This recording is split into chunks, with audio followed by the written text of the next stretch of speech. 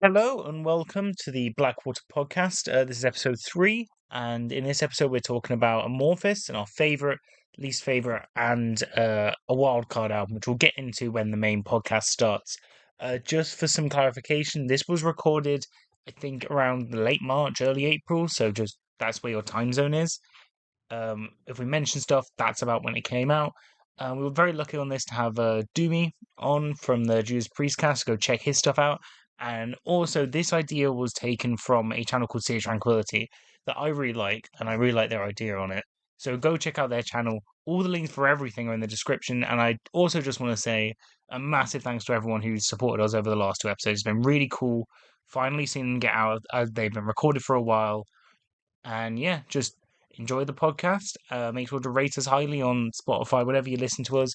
Make sure to share us on Twitter, on whatever social medias you use.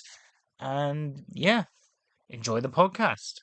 Hello, all my extremely beautiful people from all around the world. Welcome to the Blackwater podcast, episode something, I don't know. Today we have a little bit of a guest.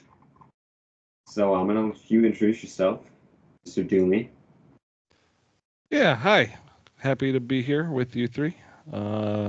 Excited to talk about some good music. Yeah. Vitor is not here today. He couldn't make it, so. But we had to get someone in who's about double the age of everyone in this group. Yeah, we had to bring in the fossil. We had to bring in the wisdom from back in Bethlehem when Jesus was born. Yeah. How have you been? I'll be nice. Sorry, what was that? How have you been? I am doing good. Just got done recording another podcast, so I'm in podcast mode. You got anything coming out or anything you want to chat about Well, that's happening in the world? This is I'm not sure if you're familiar with the term home and home. It's when a team plays a home game against a team and then goes and plays in their home. This is kind of like that for me. We just had Nick on the Priestcast, and it was incredible. Although I let the fandom for Essendon slide a little bit. So. Thank but you. we mocked that most weeks. You didn't need to see me crash out on the podcast. Didn't they do well? Well, I mean, this is coming out weeks after we record this. Didn't they do well when you've recorded this? So they at least didn't they make a comeback? I swear. When we recorded, no. Oh, I could have sworn the last game they got a big comeback. This game that was on Thursday, a couple of days ago. Yes, that was good. But right. When we recorded, God no. Maybe not. But yeah. So today we are taking a concept that was made not really popular, but we're taking a concept from the channel Sea of Tranquility and from specifically the UK connection. We are going to do our 2 favorites and our 2 least favorite albums, and then a wild card, which I'll get to in a bit and explain what that is, for the Finnish Progressive Metal. I think is the best way to describe them. Progressive death metal at points, pure death metal at points. Phenomenal band called Amorphis. They have a pretty long career now, going on about 30, 35 years at this point, probably around then. Yeah, like I think they founded in 89, so 36 years. Yeah. Very, very, pretty large discography. Even for a band that old, it's still pretty impressive. And a discography that's very vast and covers very different styles as you go on. And hopefully we'll touch on a variety of those as we do this. And so the concept of this is we will pick our 2 favorite albums by them, our 2 least favorite albums by them, and then a wild card. And the wild card can be literally anything. It can be an EP, it can be a live album, it can be a side project by a member of the band, it can just be an album that you think is sort of in the middle, it can be an album you like but wasn't your favorite, it can be an album that's very different from everything else, just an album that's not in your 2 favorites and 2 least favorites. And I also think that this is very important for us to stress. These are our favorite albums. These are not necessarily the best albums. These are our favorite albums. These are the ones that have impacted us the most and the ones we like to listen to the most, basically. Yeah, it's just out of pure personal enjoyment. Yeah, so don't get mad if your favorite doesn't pop up, I think pretty much everyone here will admit basically any Amorphis album, apart from a couple which we will very much get to in a second, should have made the best. I think they have very consistent discography. Yeah. But yeah, so should we start with our guests? Doomy, do you want to start us off with what your 2 favorite albums are? Yeah. So when I was presented with this, my thoughts were, all right, people are gonna choose Tales from a Thousand Lakes. People are gonna choose Skyforger. So I kind of went with 2 albums that I feel are S tier, that are among my favorites, but are probably not everybody's favorites. The first one being Eclipse, and the second one being their most recent Halo. I love both of those albums so very, very much. Eclipse is a very dark, depressing album. It's I think it's their first one with the new singer, Tommy. New singer. He's been around there for 20 years now. And it's a return to form from them after 2 really crap albums. So hearing Tommy come into the band, reinvigorating the band, bringing back the death growls, and having a more focused songwriting attack just blew me away. And the story behind it, like all Amorphis albums, it's based off of the Kavanella or something, the Finnish epic poem. But this one in particular is about, and I'm going to screw up all these pronunciations, but it's about Kullervo, who's a child, and his entire tribe is massacred. And so he's then adopted by the tribe that slaughtered his family, and then he's sold into slavery, and then he comes back, and then he ends up sleeping with his sister, and then his sister goes and kills herself. And so there's just all this crap happening in this story, and they do a really good job through the lyrics of keeping the story going. And musically, it is heavy as hell. Like I said, it's the return of the death growls, which were sorely missing on the previous 2 albums. And Tommy is just probably the best combination of ultra deep growls and a beautiful, clean singing voice. And he shows it on this album. And then I picked Halo because Halo was their most recent album, and The Moon is a song that the first time I heard it brought me to tears, and then each time I've seen them live, when they played that particular song, I was brought back to tears. So Halo is just, I can't believe a band that's been around for 36 years put out an album that good this far into their career. Yeah, I think for a band that's, well, at that time they were like, what, 30, going on 35 years at that point, to put out an album that you could argue is the best thing they've ever done is pretty. Yeah. Yeah, they're definitely not a band that's slacked. And I will also say Eclipse, I think, gets more points from me for being that return to form. There is something kind of special about the album. It does feel like it's almost like a comeback album. Even though nothing really changes apart from the vocalist, it just has that feeling of it. And I also love the album cover. I think, to be honest, their album covers throughout their entire discography are pretty great. They are an A+, very consistent with their album art. You can tell an Amorphis album when you see it. It doesn't even need to have the name on it. Yeah, they definitely have their style. At least with their last 3 albums, Queen of Time, Under the Red Cloud, and Halo, they all have a very, very similar art style. Even is it? I think it's just circle. I think I'm trying to say that in a different way. It kind of has that same border around a circular, and Beginning of Times as well. Yeah.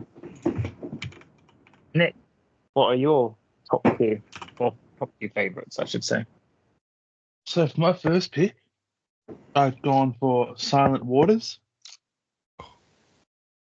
I think, because I only heard the album a couple of days ago, and I can't stop listening to it. And when I do listen to Amorphis, I just think the clean singing is beautiful, the musicianship is beautiful. I just think everything about the album is beautiful, including the album cover. Yeah. Yeah. But I will say the album cover, it's with me. It does look like the Blackwater Park album cover, but they've just put a swan. A little bit, Like- yeah. This one's chilling in Blackwater. And for my second pick, I've gone 1,000 Lakes, obviously. Somebody had to. That is one of the best albums ever. Oh, Yeah. I doubt that. Let me just say, I know I'm spoiling this for me. I'm probably spoiling it for Bitter as well. I doubt that's the last time that's going to come up with all of us talking. Yeah. Yeah. I can't believe I actually didn't like that album on first listen. I can't believe it either. It's crazy. It's a phenomenal album, and also I will say one of my favorite album covers of all time. I think it is. Yeah, it's beautiful. I put it on. I do have it on vinyl, and I have it right in front of me at this point. And it's so beautiful.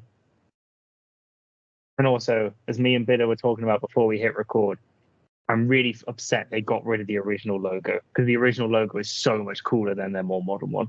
Yeah. I do think that I like both. what I will say though is I do think that they should not have kept the original one. They should have made a new stylized one that fits better with their like prog sound. Yeah, it does just sort of they've gone in lowercase font and Yeah. like Amorphis. It is a little I do boring. like how on some albums like Silent Waters and on Halo as well, they kind of like adapt the logo a bit Yeah. to fit in with the stuff more. But yeah, I think it looks cool on Elegy because I feel like it just kind of fits that album cover. But apart from that, I love the original logo. I think it's one of my favorite logos, probably. Yeah. Yeah, it's cool. I love the melodic and the I like how it's melodic and also doomy, and I like how the atmosphere builds up. Yeah. It's very good. So my first pick is also Halo, same as for Doomy, and when you saw the song you mentioned earlier, "The Moon," that song I 100% agree. That song is absolutely fucking incredible. The vocal, I think probably the main thing that I like so much about Amorphis is the way that they just do so their vocal choruses are so unbelievably catchy. I don't think there's any band that does like vocal choruses the same way they do it. The only band I can really think of is like maybe Swallow the Sun. They have some pretty catchy choruses as well. But even they don't do it as well as Amorphis does. I mean, I think Tommy's vocals are just like they just bring a completely new avenue of just greatness to their music. And while like the vocals before Tommy joined definitely like they weren't bad, but the death growls were really good. But the clean vocals definitely needed some work.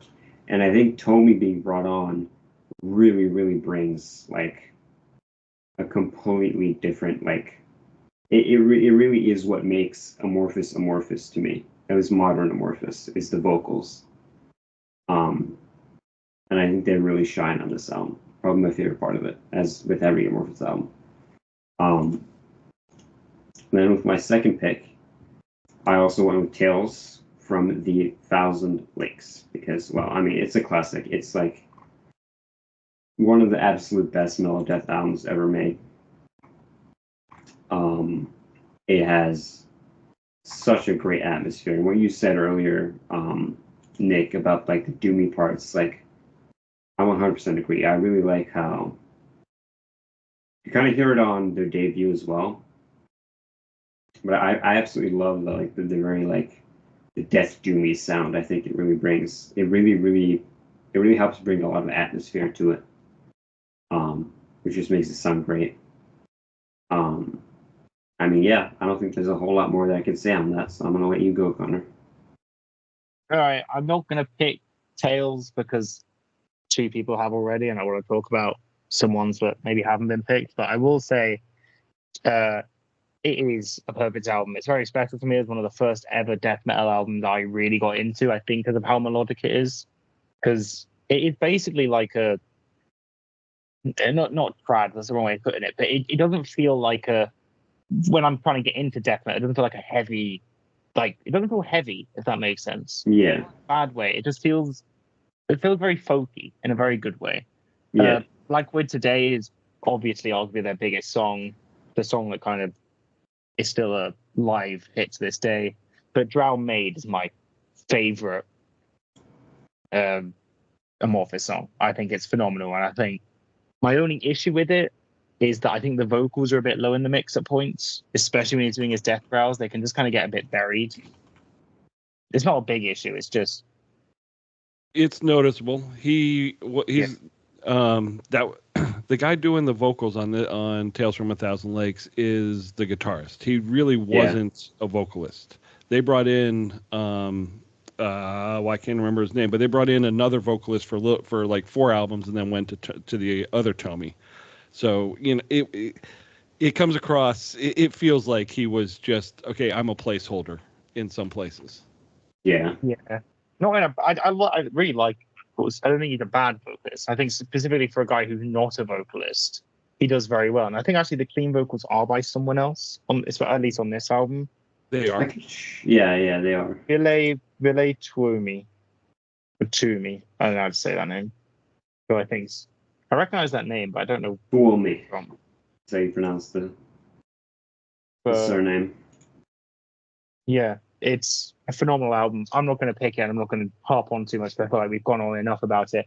If you haven't listened to this album and you're somehow watching an episode of Amorphis and you haven't listened to arguably their most famous album, go listen to it. Even if you're not a death metal fan, listen to it, because it's one of the death metal albums I'd recommend to people as like a first step in starting to get into it.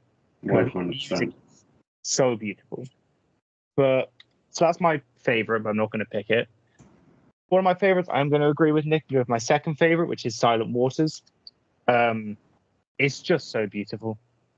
I know some people think metal should always be kind of gritty and, heavy and stuff. I think Silent Waters shows that you can be heavy and you can be dark, but you can be so beautiful. It's just a perfect album, basically.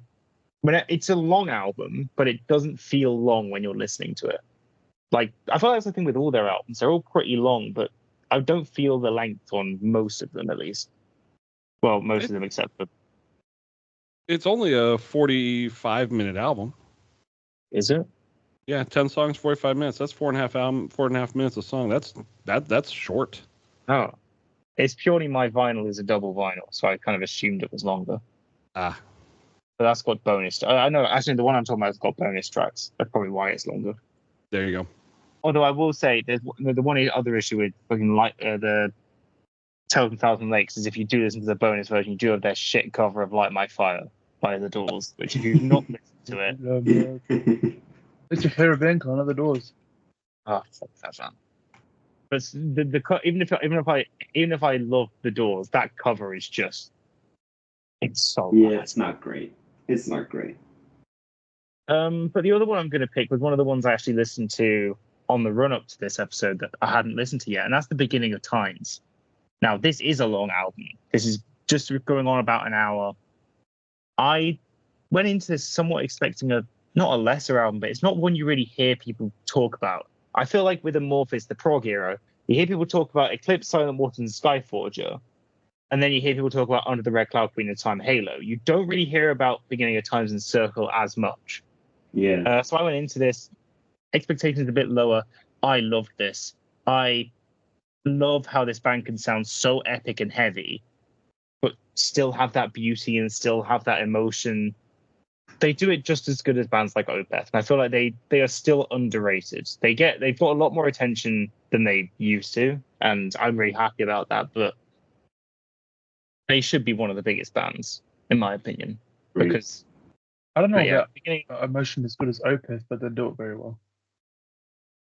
For me, they're up there with Opeth, personally. It's not a horrible thing. But yeah, Opeth do it the best. Yeah. To be fair, comparing anyone to Opeth on emotion, you're either going to have to be the most beautiful thing of all time to properly compare. So even saying they're close is saying a lot. But songs like Amorphis do emotion well still. songs like Mermaid, Songs of the Sage, Escape, Cracking a Stone. I love this album, and it's an album I will be going back to quite a lot. And yeah, basically I feel like I'm not going to talk about other ones. Some people might pick them for wild cards, but Doomy, I know we are all probably going to talk about these same ones for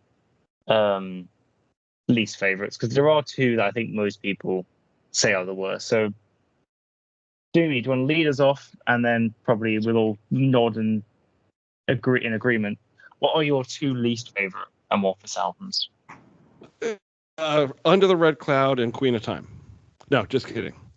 And that was our episode, everyone. Doomy is now no longer allowed to appear in the Blackwater podcast. So there are two albums that stick out like sore thumbs out of the Amorphis discography. And it's not like they're terrible albums. It's just they're a good chunk worse than the rest of the discography. Any other band, I'd probably be like, oh, wow, that was a great album. But not with these guys. So the two albums are Am Universum and Far From the Sun. They are the sounds of a band winding down one chapter and not sure what to do for the next chapter. So they had released the Corellian Isthmus, Tales from a Thousand Lakes, Elegy, and Tuonela. And all of those are just fantastic albums. And I'm not sure they knew what was next. And so they put out Am Universum, and it was mediocre. And then Far From the Sun, which is probably less than mediocre, and fired the singer. Huh?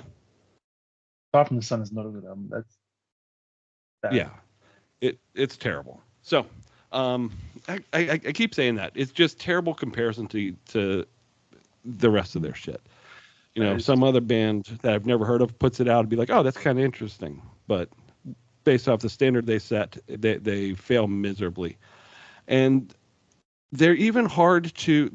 The worst crime they commit is they're not memorable. There's no catchiness. There's no melody that sticks with you. There's no earworms, not even one on these albums. And that is unlike anything else in their discography. So that's what I got to say about those two. Yeah, I think really what they were trying to do with these two albums is they were trying to make safe, like rock that would play it, that would get them radio plays, is kind of what they felt like they were trying to do here. They were trying to make like safe, like pop rock almost, that would like put them on the radio, but it just didn't really work. They're not catchy enough to be pop rock songs. Yeah. Pop rock need hooks. They don't have hooks. They don't know how to write. The thing is, they know how to write them on their earlier albums. Like, as much as I'm saying, like, 7,000 Lakes is atmospheric, it's full of catchy hooks. It's full of songs you can sing along to, especially going on with Elegy. I think Elegy has loads of those. Yeah, exactly. Oh, they're just so boring. Yeah, they're just... in the Sun. I think, one thing I'll say I disagree with you, Jimmy, is I think these are bad albums if anyone releases them. I find them so bland. And from a band that I think personality is such an important part of their music, and they have such a... I feel like as soon as you hear the start of an Amorphis song, you know it's them. These two albums sound like they could be from anyone. If that makes sense. I just think the band plays it too safe, and they don't experiment a lot, and it's just a bunch of nonsense. Yeah, it's very uninspired. Like I said earlier, it just kind of feels like they wanted to make like some safe rock albums that would get them radio play, and it just didn't work at all. Universum isn't awful. Universum's it's not all right. It's just boring. But Far From the Sun, that's a bad album. It's just it sounds like Am Universum, but off Wish. The song "Killing Goodness" from Far From the Sun I really like. It's purely because it's the only song that they feel like they actually remember they have keyboards. The keyboards are such an important part of this band's sound. And on these two albums, they're barely there. They just don't really exist. They just sometimes come in for background noise, and I don't know. And I will say, one of the worst part of Far From the Sun is every song is the exact same pace as the other. And Yeah. it's so boring.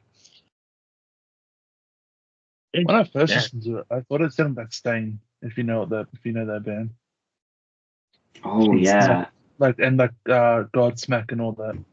Yeah, it's like butt rock. That's what Yeah. that's what it sounded like to me. And those bands are horrible. Yeah. But yeah. I mean, I that- think if it's go on, but those bands were like the kind of like safe, Yeah, know, that's what it radio sounded like. rock bands that were like those were the bands that were kind of popular on like And on and like I rock felt like radios Amorphis were at the trying to time. copy them. Yeah, they were definitely trying to chase the trend of like bands like Godsmack and Stain, like you said. Like they were definitely trying to chase the trend of those bands being popular on radios by trying to imitate their sound a little bit, and yeah, it didn't work at all. I just don't get why they ever thought it would work. The Amorphis aren't a band that would work for. Yeah, Was there any other band of that start? They probably did the In Flames thing. They saw like bands like In presumably. Flames were getting. Well, it's 2001, Yeah, so In Flames hadn't properly sold out yet. No, But they were on the When did Rats for Men come out? That was 2002 or 2003. 3. I think They, so I too. think, I think what they saw how successful Clayman was, and Yeah, Clayman The one actually that- has hooks though and melodies. Yeah, the one thing I don't like about these albums is that they have no fun. There's Yeah. no emotion. There's no nothing. They are such nothing. This is what I feel like we keep saying the same things because there's nothing to say about these albums. They're just so bland. They are so nothing. There's just nothing to say about them. They're just, except for Far From the Sun is a pretty cool album cover. I like the cover of it. Yeah. Thor's the only hammer. good thing about the album. Mjolnir. Yeah, but yeah, The only good thing about that damn album. so that is our least favorites. If you couldn't tell, every one of us have picked the exact same two albums because Yep. they're awful. I will say I don't like Tuanella, however you say it, as much as most Tuanella. of the. I think it's not bad, but it's kind of you can tell they're experimenting with moving into the direction they would go to. Yeah. In my opinion, at least. But it's still a good album, unlike the next two. Yeah, I think Tuanella is the worst '90s album. It's the worst album outside of those two. Yeah. I think most. I'd agree with that too. I think it's very good that Eclipse came out. It's very good they actually took a break after Far From the Sun for about 3 years and then released Eclipse because I feel like Yeah. they just need. It feels like they're going through the motions on Far From the Sun. It feels like they're not trying, which never works out for bands, unfortunately. Feels like they're forced to release it. Were they Yeah. signed to a label at that time? EMI, know, I think. actually. Yeah, they were EMIs. They were signed to a big. Probably why they were forced to release it. It's probably why they went more. So maybe their label forced them to become more radio friendly, and that's why it sounds so. Oh no, sorry. They're on Relapse for Far From the Sun. But Still, maybe the label forced them to do it. yeah, it's not very good. And Their yeah, bassist, What, their bassist is a guy named Ollie Pekka Lane, and he took a sabbatical from Amorphis, basically after Tuanella, all the way to Queen of Time. It was like he saw where they were going, and he was like, "Peace, I'm out." Fuck, I don't blame him. Yeah, no shit. Yeah. I don't blame It's them also for getting maybe rid. another reason why the songwriting. I'll also took a say nosedive. their singer doesn't sound good on them. I like his vocals No, on he Eclipse. I like his vocals on Tuanella. They just don't sound good on those albums. He sounds. I think the album's just mixed horribly. It sounds, like butt rock. Yeah. But enough bad shit out of the way because those are, if you couldn't tell, the only two bad albums by this band. And we're now going to get onto our wild card. And so we're going to go first off, as we've always done, to the Amorphis expert in the call. Doomy, what is your wild card, which is something from throughout the discography that is not in your two favorites or least favorites? So I had a couple. I think I'm going to leave the second one for my 2005 album, just stretch the rules of that a little bit. So my wild card is in 2021. They were unable to tour for Queen of Time because of the pandemic. So what they did was Right. they recorded a live album at Tavastia, which is just a super famous, super legendary club in Finland, in Helsinki. And like other bands that have played there are Anthrax, Sabbath, Black Crowes, Children of Bodom, Nazareth, Camelot, Creator, fuck them, Public Image Limited, Susie and the Banshees. So this is a club that's seen all kinds of stuff. They obviously, with everything being shut down because of the pandemic, it was open. They recorded Queen of Time in its entirety live, and they even had Annika van Giersbergen reprise her vocals on Amongst Stars, and she just has one of the most beautiful voices ever. I loved her in The Gathering. So this album, and literally, it's just Queen of Time live, and it's awesome, and it's on YouTube as a videos, so you can actually see them. It's just, I love this album. Was very happy for it, and then once they put out Halo, they were able to tour again, and so I saw them. I'm gonna twice try on to tour. see them in November. They're playing, I think it's with like Arch Enemy, Illuviate, and Gate Creeper. I think. Ooh, Gonna nice, try to see them there. very cool. Gatekeeper sound like they'll be a fun band live. I'm not a massive fan of them, but I feel like live is where they're gonna Yeah, be a lot of fun. yeah. Same with Arch Enemy. I don't really care about Arch Enemy's music, modern music much, but I think because Alyssa is a great vocalist and I feel like she has a great stage presence. I think that's gonna be a fun show if I can go to it. The first time I saw Alyssa live, she was subbing for God, she was singing for Camelot and subbed for Annette on Nightwish when she was first off kind of like being sick, and then they fired her from the band. So I got to see that. It's Imagine actually would- being able to go to concerts. Sorry? yeah, imagine Imagine, not living in imagine having bands actually come to your country, Yeah, Yeah. Sorry, and when Nick. and when they come here, it's not $500 for a ticket. Imagine. and also not in two places that are the other ends of the country because Australia is fucking massive and only Hey, like I'm lucky. I'm lucky to live in Victoria, so I actually get them here. When they Yeah. do come here every 30 years, Have Amorphis ever played in Australia? Let probably not. me check. Fucking atheists haven't never been here. They have. They played in 2013, and that was the only time Exactly. they played 4 gigs. Point- People. Point proven. They didn't even play Victoria. They played Sydney, Brisbane, Melbourne, and Perth. So Oh, no, Melbourne's in Victoria, so oh yeah, no, fair enough. I felt like an American there with my geography knowledge. it would have been in the city somewhere. Yeah. But see, All right. point proven. Bands don't fucking come here. All right, Nick, what's your wild card? Probably pretty basic, but Skyforger. I've seen like the album cover. I can't remember who posted it, like all the time. Travis And I'm like- Smith did a lot of their album covers, and he's also done a bunch of Opeth and Catatonia. The Peak album. Right. Because I remember seeing that album cover somewhere, and when I got to it, I'm like, oh, I recognize this.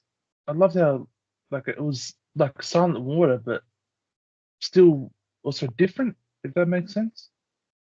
Yeah. It still changed things up, and it still was unique enough, and it was. yeah. It still sounds fresh. I feel like the one thing It still sounds good. that's kept Amorphis alive is the fact that they don't sound the same. I feel like every album at least has a different sound to it, or at least a different feel to it. If Yeah, that makes sense. Minus those two fucking horrible albums. Even then, I think they both sound very different from each other. I don't like them, but Universum at To least me- has like jazzy saxophone elements at points. They don't really work, but To me, it Something. sounds the same. Bunch of nonsense. all right. That album's Bit of beautiful. your wild card. So my wild card is their EP from 1993 called "Privilege of Evil." It was released obviously the year after their debut album, Carolean Isthmus, and it's very, very similar to Carolean Isthmus. It's got kind of like the same vibe and sound, but I think the production is a lot better on Privilege of Evil. I think I just think it sounds better. I wasn't like the biggest fan of Carolean Isthmus. I thought it was good, but I think it could have been better. And I think this EP is just that. I just think it's Carolean Isthmus, but just better. I think it just sounds better. I think the riffs are better. I think the production is better. And yeah, it's a short but sweet little EP, and I think it's good. I don't really hear people talking about it, so yeah. I need to get around to it. It's the re-recordings of their early demos. It's not like a original stuff. I Yeah, think it's stuff before. Brilliant.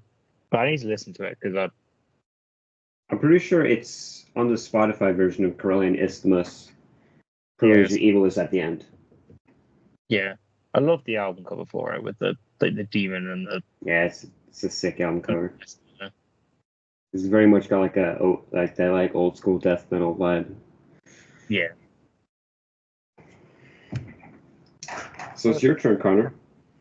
So for my wild card, I wanted to pick something that wasn't a full album, but I kind of struggled.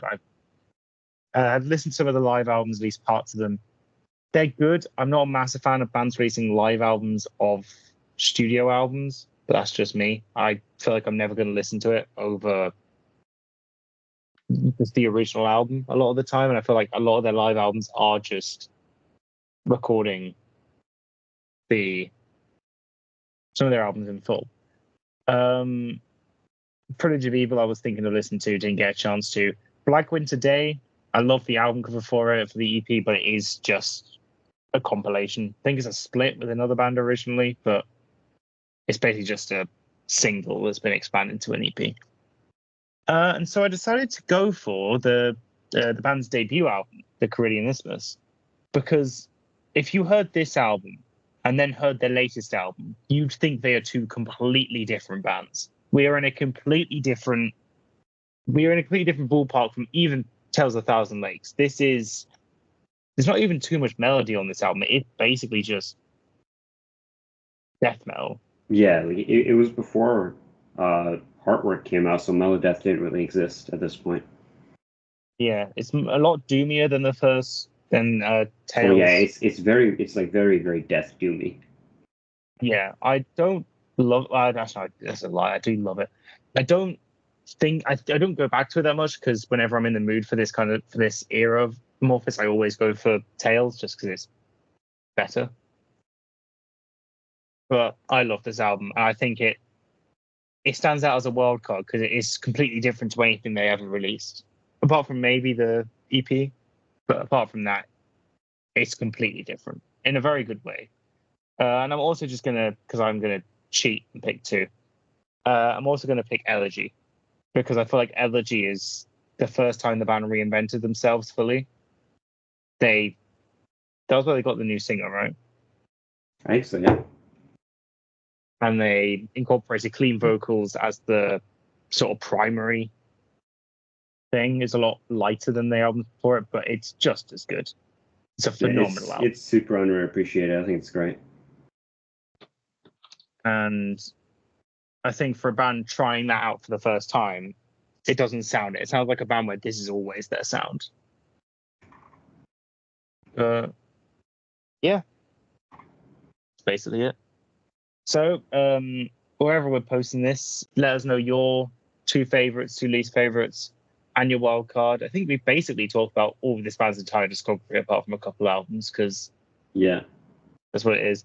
But as I said at the start, all of us could have probably picked anything outside of Am Universum and Far From the Sun as our top. Don't take that as a we didn't mention Under the Red Cloud, that means we hate it. Basically, everything this band has done is great. And if you haven't listened to them, I'd highly recommend checking some of their stuff out, because easily one of the most consistent bands of all time, at least in my opinion. Yeah, 100%. They I mean, yeah, they had two missteps in the middle there, but other than that, I mean, it's just greatness upon greatness upon greatness.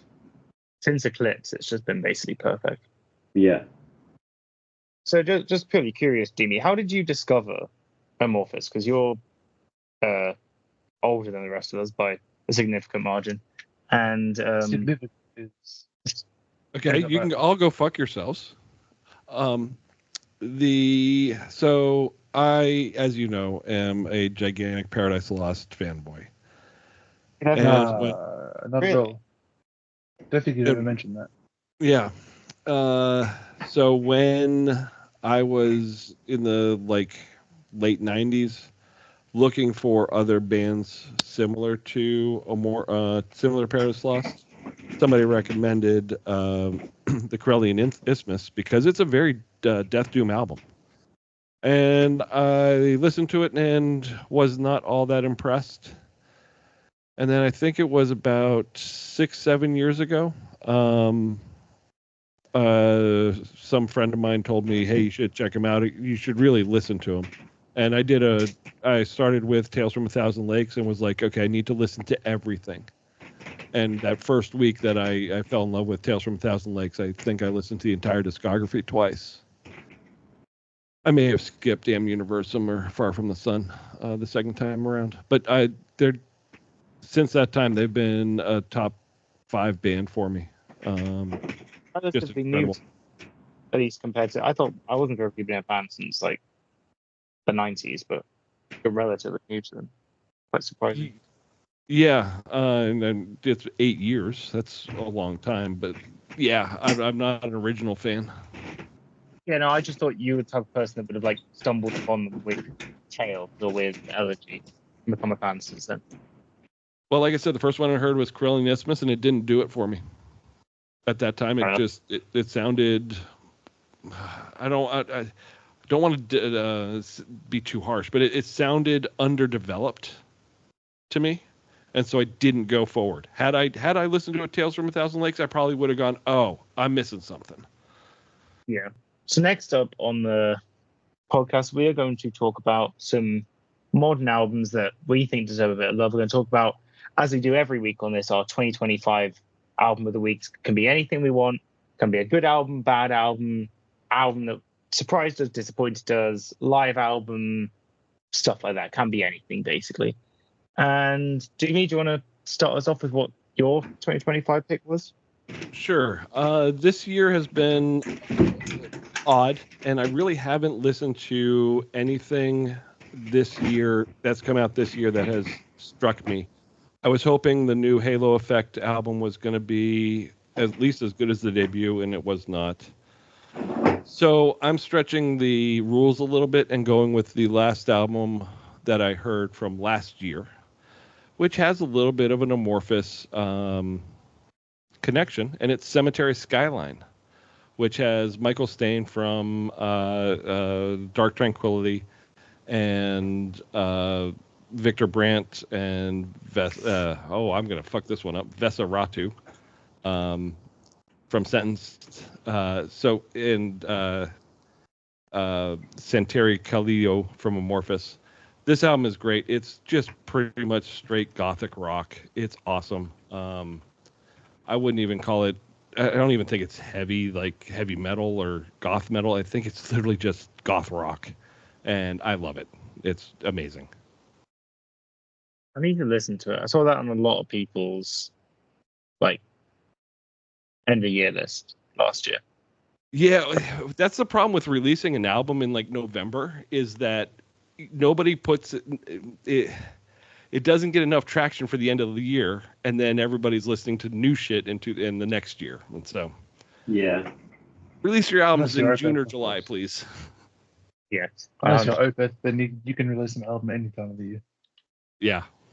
But I still prefer it to be earlier. Well, they were going to release it earlier, then they had to be.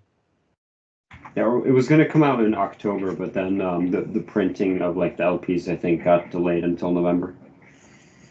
Yeah. Yeah, I've heard Cemetery Skylines kind of like Sisters of Mercy, kind of that sound. I've not listened to them yet, but It hits that special place for me. Like I loved Sisters of Mercy as when I was younger. It's that Depeche Mode, but slower, depressinger, more rocky. I love it. It's, depressinger than Depeche Mode. Jesus Christ. Back when you had hair, Doomy. you go fuck yourself too.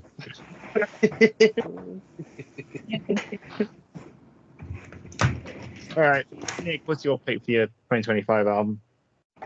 So, you probably heard me talk about this in the group chat, but I've picked As Darkness Falls, the Obsidian Resurrection. It's the one that I was saying is album of the year, album of the year. all Yeah, that. you were fucking yapping about this And so then, much. then I got cooked. But no, it's genuinely like a top 5 contender, 100%. It's amazing. It's like death thrash. The vocals are amazing. The songs are long, but they don't overstay their welcome. It's such a good album. If you haven't heard of it, I definitely recommend it. The album cover too is awesome. Yeah. So good. We need more color in death metal albums these days. That Because aren't everything's just like greens and stuff. everything's just like dark colors. But I like color. Bring more color, please. I do. I agree. Completely with you on that. Yeah, that's my 2025 pick. Right. Kudo, over to you. So my pick is an album called Constantinopolis by a band called Nox Dolores, a Russian band. I discovered this when I was scrolling through Bandcamp, the new releases tab on Bandcamp. And I saw the album cover. I thought it was really, really fucking sick. I thought they had a sick logo as well. So I'll add this to my list. I'll check it out. And so I listened to it, and I was like, wow, this is sick. So this is it's like symphonic death metal, but it uses Phrygian scales. And I absolutely love Phrygian scales in metal. I think it just fits so well. I think every band that does Phrygian scales in metal just sounds great. And a good example of a band that does Phrygian scales in metal is Amorphis. They do tons of Phrygian scales. And they sound great with it. And this is another band. I mean, another example of a band would be Nile or Behemoth. Phrygian scales, they just always sound awesome in metal. And this band does it really, really well. Like the vocals are great. They do these it takes a lot of influence from like Middle Eastern traditional music. Again, kind of similar to Nile. You kind of hear that in the vocals too, in the clean vocals. It's really, really cool. It's very unique, very, very unique, and the symphonic elements just add so much great atmosphere. And yeah, it's just great. It's very enjoyable. It's very fun. It's kind of like it's like if Flesh God Apocalypse was Egyptian, pretty much, instead of Italian. But yeah, that's my pick. So I'm gonna give it over to Connor now. They should put that on their promotion. If Flesh God Apocalypse was Egyptian, that's it. Yeah. It's a great line. So I'm gonna pick something that I think people either won't know this band, or they'll be confused why I'm mentioning this band, because this seems like the type of band I would hate. This is a band that I got into when they started. I think it was 2022 was when their debut album came out, and I got really into them then. It's an Indian metal band called Bloodywood. Oh, yeah, I know this band. They just released their second album. It's called New Delhi. I don't know how to describe their music without making it sound like I'm being disparaging to them. But they're kind of like a mix of like They have new metal elements, but they're not really new metal. They have folk metal elements, but they're not really folk metal. They're just kind of their own sound. And that sounds really weird to say, but I think Nick will agree with me. They're kind of their own sound. There's not really a way to pigeonhole them without you listening to them and working out what they are. And while I don't think the second album is as good as their first album, purely because I think their first album, while it's not the greatest thing on earth, it's just so much fun. It's such a fun listen. And I've seen them live twice on that tour. They were phenomenal both times. Second album has some great songs. I don't think goes as experimental as their first album. Don't think it has the energy that their first album had as a debut album from a band that haven't released anything before. But I saw them live, I think it was 3 days ago, maybe 4 nights ago, and they were phenomenal. If you get a chance to, and they had a band called Demonic Resurrection touring with them, which is another Indian death metal band, who are phenomenal. If you're talking of Amorphis, another kind of melodic death metal band that I think are grossly underrated, and I would have picked if they had an album out, but they don't. But yeah, my pick's New Delhi by Bloodywood. You probably won't like it. I'll be 100% honest. If you're listening to this podcast, this probably isn't the type of music you'll be into. But I think Nick would agree with me. It's worth just giving a listen just to see if it does click, because they're just so much fun. I'm not sure, Nick, if you've had a chance to listen to their second album. Nothing. But yeah. But the one album I did listen to, I wasn't a huge fan of it. But it was very fun. It's very, very interesting. Yeah. And live especially, they are so much fun. And the pits go surprisingly crazy when you hear the music. They went surprisingly crazy, but it was very fun. And so, yeah, some great recommendations there for people who haven't checked it out. One 2024 album, some other new releases from this year. The last time on the podcast, we are doing the spinning wheel again, which we definitely did not steal from a certain person's podcast that is sitting in this school now. But instead of years, we just have a bunch of albums that we want to talk about, and we spin it every week. And whatever it comes out with, that's the album that we talk about.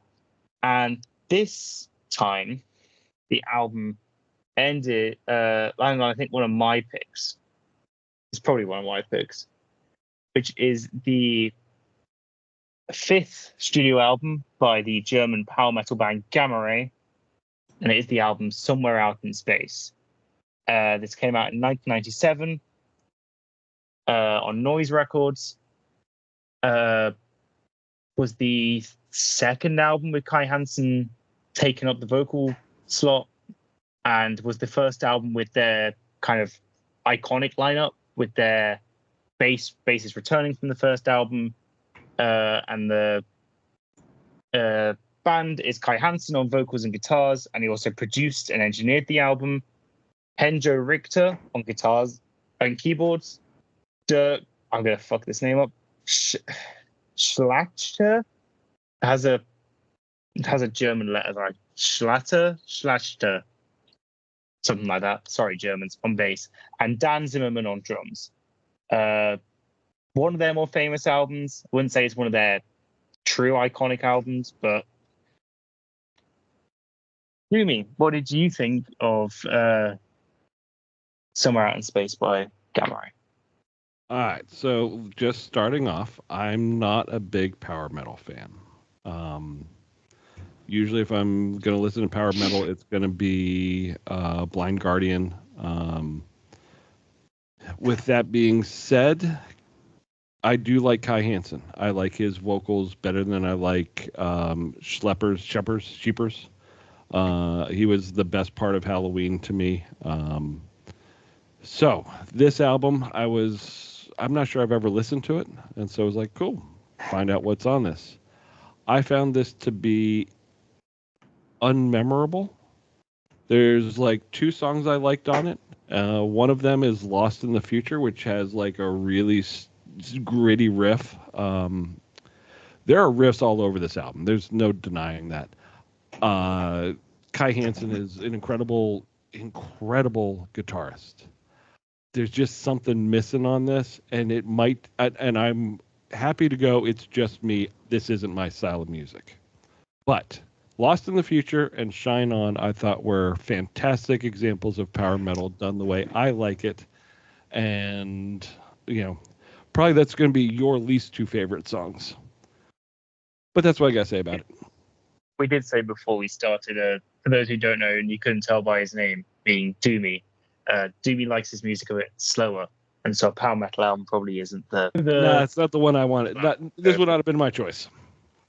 Have you heard the bonus track, which is the Victim of Changes cover? Yes, I have. It is awesome. Kai is incredible on it. Yes, completely agree.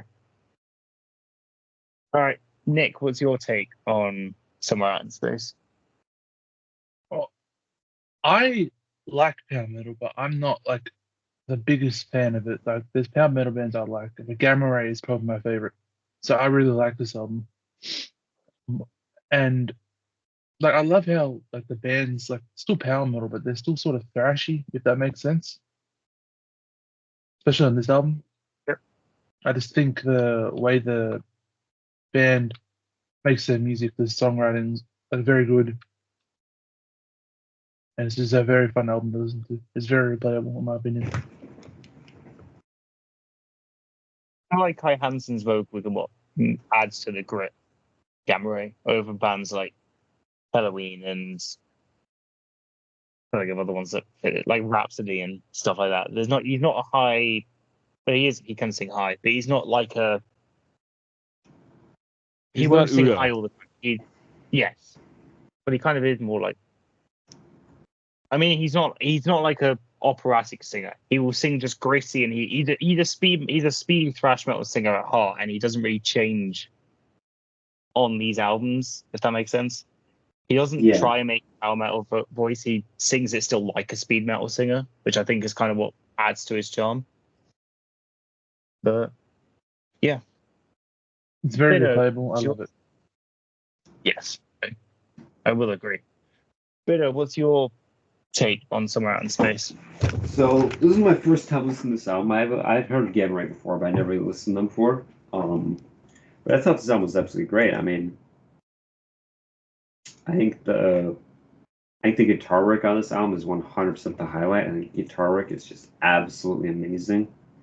I mean, just fucking the guitar solos, the riffs, everything is just absolutely incredible. I mean, it's just really, really fun and catchy, and like, it just puts you in a good mood, just gets you going.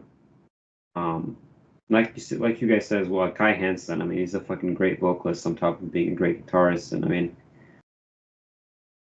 I think all of that on top of this, they're really fun and catchy and just energetic songwriting. It just makes it a very, very enjoyable album to listen to. I'm not like the biggest fan of power metal you ever see, but like I enjoy it, and this is definitely one of the better power metal albums that I've heard. Highly enjoyable. And I think that's really all I have to say. So, from going from three people who aren't the biggest power metal fans you've ever seen to going to one of the bigger power metal fans you'll ever meet, Gamma Ray was a band that I got into when I started getting into power metal. So I think with Land of the Free, went through their entire discography, and I think this might be my favorite album by them. This or No World Order. If you like this album, check out the one before it and the two after it. They're basically just these kind of ones. The one after it isn't as good, but the other two are phenomenal. The one before it actually does have Hansi from Blank Guardian on one song, which is very cool.